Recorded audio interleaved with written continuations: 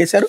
ఇవాళ తమిళనాడులో కమ్మ మహానాడు జరగబోతుంది. తమిళనాడు కమ్మ సామాజిక వర్గానికి అయితే కల్తీలో హవాలా అన్నటువంటి వార్తని హైలైట్ చేశారు. మాఫియా రాకెట్ను తలదన్నేల హవాలా డీల్స్ బోలేబాబా నుంచి విడతల వారీగా మళ్ళీ అందులో కొంత తిరిగి బోలేబాబాకు ఢిల్లీ, బెజవాడ, గ్వాలియర్, చెన్నై మీదుగా తిరుపతి చేరిన 21 కోట్ల సొమ్ము. వైష్ణవి సీఈఓ చాంచాక్ 19.86 కోట్లు అక్కడి నుంచి ఎక్కడికి వెళ్ళిందో. మంగళం దగ్గరే మంగళం పాడేశారు. అంతిమ లబ్ధిదారు ఎవరో కనిపెట్టని సిట్టు. కమిషన్ ఏజెంట్ శ్రీనివాసన్కు 31 లక్షలు, టీడీడీ డైరీ నిపుణుడు విజయభాస్కర్ రెడ్డికి 75 లక్షలు, ఇందులో 34 లక్షలు సిట్ సీజ్ అన్నటువంటి వార్తని హైలైట్ చేశారు. ఒకప్పుడు జగన్మోహన్ రెడ్డి ఏదైతే అక్రమాస్తులు సంపాదించాడని దాదాపుగా ఒక దశాబ్దం పాటు రాసుకొచ్చారు వార్తలు. ఆ తర్వాత వివేకానంద రెడ్డి దాని మీద ఒక 5 సంవత్సరాలు రాసుకొచ్చారు. ఆ కేసు ఏమీ తేలలేదు, ఈ కేసు ఏమీ తేలలేదు, జగన్ పేరు ఇందులో లేదు.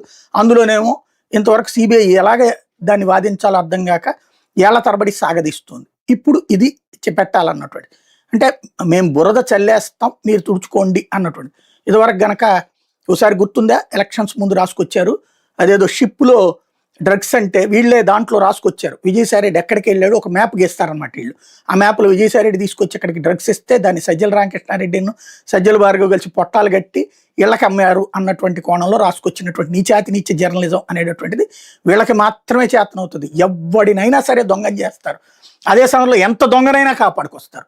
దొంగతనం స్వయంగా చేస్తారు. దానికి సాక్ష్యం ఎప్పుడో జగదీష్ ప్రసాద్ వాళ్ళ హయాంలో ఉన్నటువంటి ల్యాండ్ని వీళ్ళు కొలగొట్టేయడం, ఇస్తే వాళ్ళకి ఇవ్వాలి కదా, వీళ్ళు కొలగొట్టేయడం ఏంటంటే అంతే మా ఇష్టం, మేము ఏది చెప్తే చచ్చినట్టు జనం నమ్ముతారు.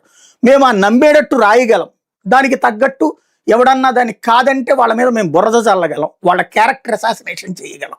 అదే మా వాళ్ళు వెధవలైనా సరే అద్భుతమైన వాళ్ళు అని చెప్పేసి కీర్తిస్తాం. ఇది విచిత్రమైనటువంటి జబ్బు.